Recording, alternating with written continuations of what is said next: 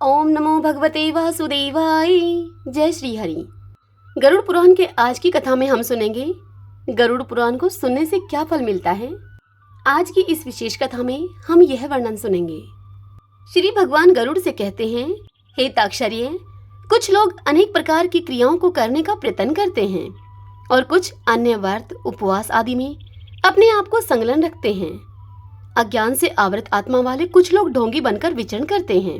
कर्म कांड में आस्था रखने वाले मनुष्य शास्त्र में बताई हुई नाम मात्र की फल श्रुतियों से संतुष्ट होकर के मंत्र उच्चारण और होम आदि कृत्यों से तथा यज्ञ से विस्तृत विधानों से भ्रांत रहते हैं, उन्हीं में उलझे रहते हैं। मेरी माया से विमोहित होकर शरीर को सुखाने वाले मूर्ख लोग एक भुक्त उपवास आदि व्रतों का आचरण करके परम गति को प्राप्त करना चाहते हैं। शरीर को दंड देने मात्र से अविवेकी पुरुषों को मुक्ति भला कैसे प्राप्त हो सकती है। बाल्मीकि अर्थात बाम्बी को ताड़न करने मात्र से क्या कहीं महासर्प की मृत्यु होती है भला। बड़ी लंबी जटाओं के भार को ढोने वाले और मृग चर्म आदि से युक्त दाम्भिक पुरुष साधु पुरुषों का वेश धारण करके ज्ञानी की भांति लोक में भ्रमण करते हैं और लोगों को भी भ्रमित करते हैं। सांसारिक सुख अर्थात विषय शक्ति में आसक्त जो व्यक्ति मैं ब्रह्मज्ञानी हूँ ऐसा कहता है, वह कर्म मार्ग तथा ब्रह्म ज्ञान मार्ग दोनों ही मार्गों से भ्रष्ट हो जाता है। उसे चांडाल की भांति छोड़ देना चाहिए। संसार में, घर में और अरण्य में लज्जा को त्याग कर समान रूप से नग्न होकर गर्दभ आदि पशु भी विचरण करते हैं। तो क्या इस आचरण से वे संसार से विरक्त हो जाते हैं क्या?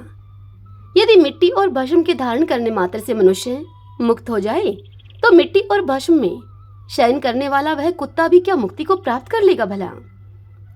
घास पात और जल का आहार करने वाले तथा निरंतर जंगल में निवास करने वाले शगाल, चूहे तथा मृग आदि पशु भी क्या तपस्वी योगी हो जाते हैं क्या? अर्थात क्या वे अन्न को छोड़ देने ग्राम या नगर में निवास छोड़कर वन में रहने मात्र से कोई सन्यासी नहीं हो जाता है? मेंढक और मत्स्य आदि जलचर जीव जन्म से लेकर मृत्यु पर्यंत गंगा आदि नदियों में निवास करते हैं, तो क्या वे योगी हो जाते हैं? हे ताक्षर्य, कबूतर कंकड़ का आहार करने वाले हैं तथा चातक कभी भी भूमि पर स्थित जल को नहीं पीते, तो क्या वे व्रती हो जाते हैं?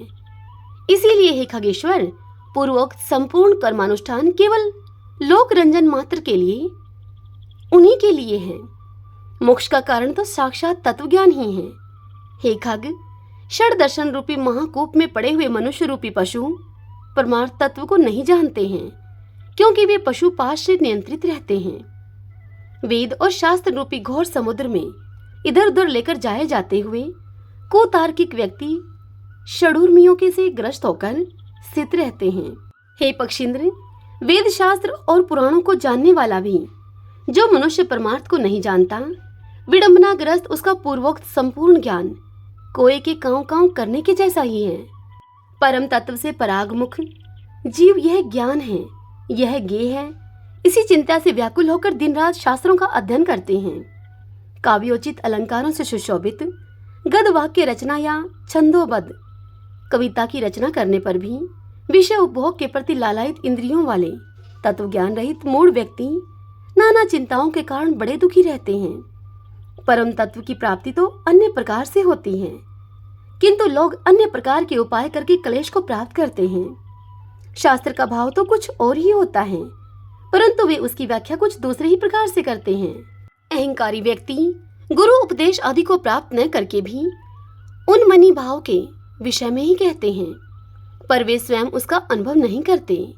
बहुत से लोग वेद और शास्त्र का अध्ययन तो करते हैं और परस्पर एक दूसरे को बोध भी कराते हैं, तात्पर्य समझाते हैं, और वे परम तत्व के विषय में उसी प्रकार कुछ नहीं जानते हैं जिस प्रकार द्रवी अर्थात कड़छी पाक रस पके हुए भोजन को नहीं जानती है। पुष्प को धारण तो सिर करता है, किंतु उस पुष्प की गंध को नासिका ही जानती है। ठीक इसी प्रकार वेद और शास्त्र का अध्ययन तो लोग करते हैं, किंतु वेद और शास्त्र के भाव का बोध, उस भाव का बोध करने वाला दुर्लभ है। मूर्ख मनुष्य अपने हृदय में स्थित परम तत्व को, उस परमात्मा के अंश को नहीं जानता है और उसे जानने के लिए शास्त्रों के अध्ययन में उसी प्रकार भटकता फिरता रह जाता है जैसे कि कोई मूर्ख ग्वाला अपनी कोख में बकरे को पकड़े रखने पर भी उसको खोजने के लिए कुएं में देखता है। संसार के मोह का नाश करने के लिए शास्त्र के शब्दों के अर्थ को जानना मात्र, इतना जानना मात्र ही पर्याप्त नहीं है। दीपक की बात से कभी भी अंधकार की निवृत्ति नहीं हो सकती है। बुद्धिहीन मनुष्य का पढ़ना, उस ऐसे मनुष्य का पढ़ना तो अंधे के दर्पण देखने के समान ही है, अर्थात अंधे के दर्पण देखने के समान ही व्यर्थ है। अतः बुद्धिमान व्यक्ति को ही शास्त्रीय तत्वज्ञान का लक्षण हो सकता है, अर्थात बुद्धिमान को ही तत्वज्ञान लक्षित हो सकता है। जो यह ज्ञान यहाँ है इसे जानना चाहिए।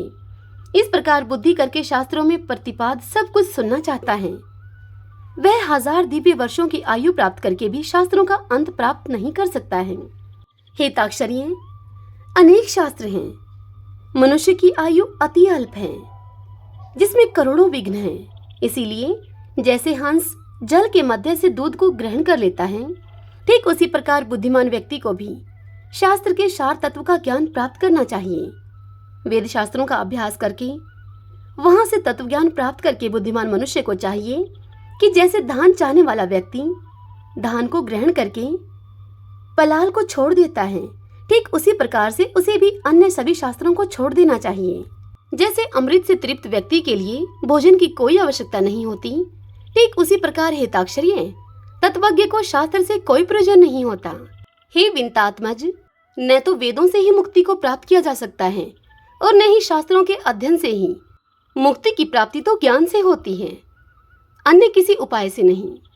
जिस प्रकार मुक्ति के लिए न तो आश्रम धर्म का अनुष्ठान कारण है, न दर्शनों का अध्ययन कारण है, उसी प्रकार श्रोत स्मार्त कर्म भी उसके कारण नहीं है। ज्ञान मात्र ही मोक्ष का उपाय है। गुरु का वचन ही मोक्ष देने वाला है, अन्य सब विद्याएं विडंबना मात्र हैं। लकड़ी के हजारों भारों की अपेक्षा एक संजीवनी ही श्रेष्ठ है। कर्म कांड और वेद शास्त्र आदि के अध्ययन रूपी परिश्रम से रहित केवल गुरुमुख से प्राप्त अद्वैत ज्ञान ही कल्याणकारी कहा गया है। अन्य करोड़ों शास्त्रों को पढ़ने से क्या लाभ है? कोई लाभ है ही नहीं। वेद आदि आगम शास्त्रों का अध्ययन और विवेक, इन दो साधनों से ज्ञान की प्राप्ति होती है। आगम से शब्द ब्रह्मा का ज्ञान प्राप्त होता है और विवेक से परब्रह्म का ज्ञान प्राप्त होता है। कई विद्वान अद्वैत को वास्तविक परम तत्व स्वीकार करते हैं और कुछ अन्य विद्वंजन द्वैत तत्व की ही प्रतिष्ठा चाहते हैं, किंतु द्वैत और अद्वैत से पृथक सभी के लिए समान रूप से स्वीकार्य परम तत्व को कोई नहीं जानता है। न मम अर्थात मेरा नहीं है और मम अर्थात मेरा है, यह दो पद भावनाएं ही बंधन और मोक्ष के कारण हैं। देह गेह और पुत्र कलत्र आदि में मम बुद्धि करने से प्राणी बंधन को प्राप्त होता है और मेरा नहीं है, इस प्रकार की भावना करने से वह मुक्त होता है। कर्म वही है जो बंधन का हेतु नहीं होता और विद्या वही है जो मोक्ष प्रदान करा दे, और इससे अतिरिक्त कर्म केवल श्रम मात्र के हेतु हैं जो शरीर के लिए कलेशप्रद हैं, तथा अन्य प्रकार की विद्या शिल्प चातुर्य मात्र है। जब तक कर्म किए जाते हैं, जब तक संसार में आसक्ति रहती है, जब तक इंद्रियों का चांचल्य बना रहता है, हे पक्षींद्र, तब तक तत्व ज्ञान की बात ही कहाँ हो सकती है। जब तक देह अभिमान है, अर्थात इस देह को अपना स्वरूप मानना है, जब तक ममता रहती है, जब तक प्रयत्नों का वेग बना रहता है, जब तक संकल्प की कल्पना होती रहती है, जब तक मन स्थिर नहीं हो जाता, जब तक शास्त्र का चिंतन नहीं किया जाता तथा जब तक गुरु की कृपा नहीं प्राप्त होती, तब तक तत्वज्ञान की चर्चा ही कहाँ होती है। तप, व्रत, तीर्थ, जप, होम और पूजा आदि सत्कर्मों का अनुष्ठान तथा वेद शास्त्र और आगम की कथा तभी तक उपयोगी है जब तक कि जीव को तत्वज्ञान प्राप्त नहीं हो जाता। इसलिए हे ताक्षर्य, यदि अपने मोक्ष की इच्छा हो तो सर्वदा संपूर्ण प्रयत्नों का सभी अवस्थाओं में निरंतर अनुष्ठान करके तत्वज्ञान की प्राप्ति में संलग्न रहना चाहिए। जो प्राणी आदि भौतिक, आदि दैविक और आध्यात्मिक इन तीन ताप त्रय से सदा ही संतप्त रहता है, उसे मोक्ष वृक्ष की छाया का आश्रय करना चाहिए। जिस मोक्ष वृक्ष का पुष्प धर्म और ज्ञान स्वरूप है, तथा फल स्वर्ग एवं मोक्ष हैं। इसीलिए श्री गुरुमुख से आत्म तत्व विषय ज्ञान प्राप्त करना चाहिए। ज्ञान हो जाने पर प्राणी इस घोर संसार बंधन से सुखपूर्वक मुक्त हो जाता है।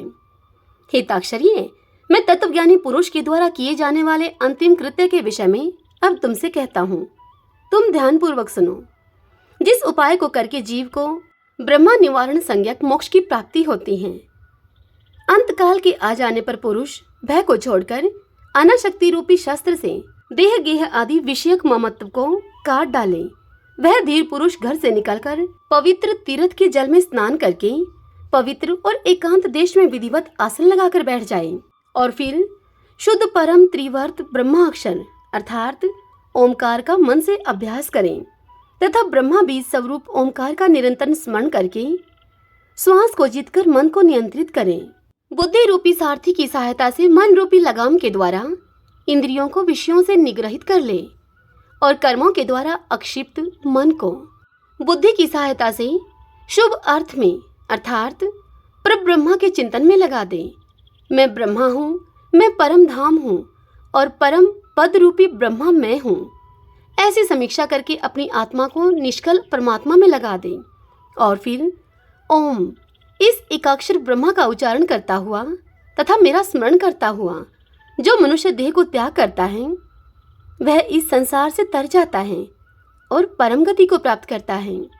मान और मोह से रहित तथा आसक्ति से उत्पन्न होने वाले दोषों को जीत लेने वाले, नित्य अध्यात्म चिंतन करने वाले, सभी प्रकार की कामनाओं से निवृत्ति प्राप्त कर लेने वाले, सुख दुख आदि द्वंद्वों से मुक्त ज्ञानी पुरुष उस शाश्वत अविनाशी परम पद को प्राप्त होते हैं। जो व्यक्ति राग और द्वेष रूपी मलों का अपहरण करने वाले ज्ञान रूप जलाशय और सत्य स्वरूप जल वाले मानस तीर्थ में स्नान करता है वह मोक्ष को प्राप्त कर लेता है। मानस तीर्थ यहाँ मन को कहा जा रहा है। जो प्रौढ़ वैराग्य को धारण करके अन्य भावों का परित्याग करके केवल मद विषयक भावना के द्वारा मेरा भजन करता है, ऐसा पूर्ण दृष्टि रखने वाला अमलांतरात्मा संत ही मोक्ष को प्राप्त होता है। तीर्थ में मेरी मृत्यु हो जाए इस उत्कंठा से उत्सुक होकर जो अपने घर का परित्याग करके तीर्थ में निवास करता है और मुक्ति क्षेत्र में मरता है वह मोक्ष को प्राप्त करता है। अयोध्या, मथुरा, माया, कनखल, हरिद्वार को कहा जा रहा है। काशी, कांची, अवंतिका और द्वारावतीपुरी ये 7 पुरियां मोक्ष को देने वाली हैं। हिताक्षरिये, मैंने सनातन मोक्ष धर्म को तुम्हें बता दिया है। ज्ञान और वैराग्य के सहित इसे सुनकर पुरुष मोक्ष प्राप्त करता है। तत्वज्ञ पुरुष मोक्ष प्राप्त करते हैं। सकाम धर्म अनुष्ठान करने वाला धार्मिक पुरुष स्वर्ग को प्राप्त होते हैं। पापियों की दुर्गति होती है और पशु पक्षी आदि पुनः पुनः जन्म मरण रूपी संसार में भ्रमण करते हैं। इसी प्रकार से सभी शास्त्रों का सारो उद्धार मैंने इन 16 अध्यायों में तुमसे कह दिया है। अब तुम और क्या सुनना चाहते हो? सूत जी इस कथा को सुनाते हुए मुनियों से कहते हैं, हे मुनियों, गरुड़ जी ने भगवान के मुख से ऐसा वचन सुनकर उनको फिर बार बार प्रणाम करके अंजलि बांधकर उनसे कुछ इस प्रकार से कहा। गरुड़ जी श्री भगवान से बोले, हे देवादिदेव भगवान, हे नाथ, हे प्रभु, अपने अमृतमय वचनों को सुनाकर आपने मुझे भवसागर से तार दिया है। अब मेरा संदेह समाप्त हो गया है और मैं कृतार्थ हो गया हूँ, इसमें कोई संशय नहीं है। ऐसा कहकर गरुड़ जी मौन होकर भगवत परायण हो गए। स्मरण करने से जो दुर्गति का हरण कर लेते हैं, पूजन और यज्ञ के द्वारा जो सदगति को प्रदान करते हैं और अपनी परम भक्ति के द्वारा जो मुक्ति को प्रदान करते हैं, वे हरि मेरी रक्षा करें। इतना कहकर ताक्षर्य शांत हो गए।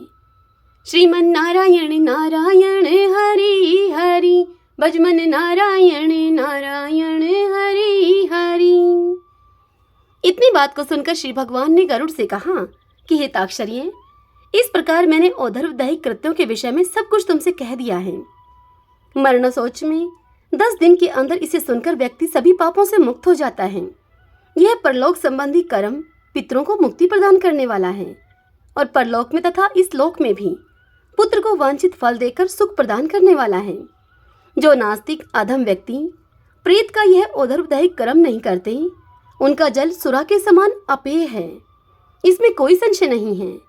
देवता और पितरगण उसके घर की ओर नहीं देखते हैं, अर्थात दोनों की ही कृपा दृष्टि उन पर नहीं होती और उनके पितरों के कोप से उन पुत्र पौत्र आदि की भी दुर्गति होती है। प्रेत क्रिया के बिना ब्राह्मण, क्षत्रिय, वैश्य, शूद्र और इतर जनों को भी चांडाल के समान जानना चाहिए। जो इस पुण्यप्रद प्रेत लोक को सुनता अथवा सुनाता है, वे दोनों ही पाप से मुक्त होकर दुर्गति को नहीं प्राप्त होते हैं। माता और पिता के मरण में जो पुत्र गरुड़ पुराण सुनता है, उसके माता पिता की मुक्ति होती है और पुत्र को संतति की प्राप्ति होती है। जिस पुत्र ने अपने माता पिता की मृत्यु होने के अनंतर गरुड़ पुराण का श्रवण नहीं किया, गया श्राद्ध नहीं किया, वर्षों उत्सर्ग नहीं किया, मासिक तथा वार्षिक श्राद्ध नहीं किया, वह भला कैसे पुत्र कहा जा सकता है और ऋण त्रय से उसे कैसे मुक्ति प्राप्त हो सकती है? वह ऐसा पुत्र तो अपने माता पिता को तारने में भी समर्थ नहीं हो सकता। इसलिए सभी प्रकार के प्रयत्नों को करके धर्म, अर्थ, काम और मोक्ष रूप पुरुषार्थ चतुष्टय को देने वाले तथा सर्वविध दुख का विनाश करने वाले गरुड़ पुराण को अवश्य सुनना चाहिए। यह गरुड़ पुराण पुण्यप्रद, पवित्र और पापनाशक है। सुनने वालों की कामनाओं को पूर्ण करने वाला है, अतः सदा ही इसे सुनना चाहिए। इस पुराण को सुनकर ब्राह्मण विद्या प्राप्त करता है, क्षत्रिय पृथ्वी प्राप्त करता है, वैश्य धनाढ्य होता है और शूद्र अपने समस्त पातकों से शुद्ध हो जाता है। इस गरुड़ पुराण को सुनकर सुनने वाले आचार्य को पूर्वोक्त सैया दान आदि संपूर्ण दान देना चाहिए, अन्यथा इसका श्रवण फलदायक नहीं होता है। पहले पुराणों की पूजा करनी चाहिए, तदंतर वस्त्र, अलंकार, गौदान और दक्षिणा आदि देकर आदर पूर्वक वाचक की पूजा करनी चाहिए। प्रचुर पुण्य फल की प्राप्ति के लिए प्रभूत अन्न, स्वर्ण और भूमिदान के द्वारा श्रद्धा भक्ति पूर्वक वाचक की पूजा करनी चाहिए। वाचक की पूजा से ही मेरी पूजा हो जाती है, इसमें कोई संशय नहीं है, और वाचक के संतुष्ट होने पर मैं भी संतुष्ट हो जाता हूँ, इसमें भी कोई संशय नहीं है। हरि ओम तत्सत। ओम नमो भगवते वासुदेवाय। भगतजनों, गरुड़ पुराण की आज हमने यह अंतिम कथा सुनी है। इस कथा को सुनने के बाद गरुड़ पुराण के श्रवण का पूर्ण फल पाने के लिए आपको मेरे निमित्त, जैसा कि कथा में कहा गया है कि वाचक को दान करना चाहिए, इसलिए आप मेरे निमित्त मंदिर में या फिर किसी जरूरतमंद व्यक्ति की मदद कीजिएगा।